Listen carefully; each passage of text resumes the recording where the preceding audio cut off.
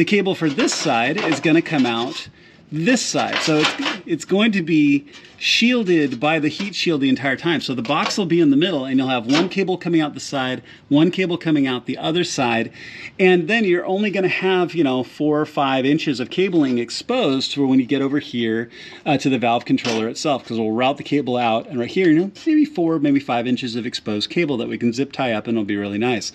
All right, so as you can see, all the cables are all plugged in. It looks great.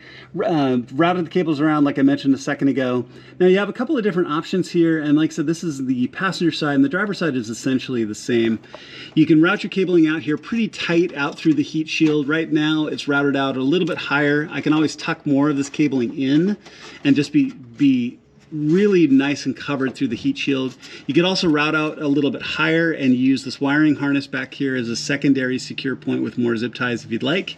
You can see right here in the middle, you can see the end of the box as well, and the cable comes out the other side and it's exactly the same and all plugged in and good to go. So as far as installation, this is pretty much it and you're done.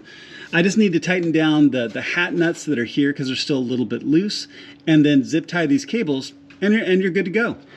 All right, guys, we are all done. So everything's all zip tied and secured. One quick last view here before we put the car back on the ground.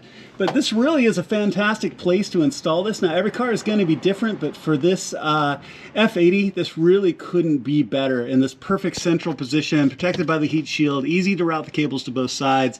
Slide over here a little bit and look at this side, but all good to go where you see the cable coming out. This really is a fantastic, easy install.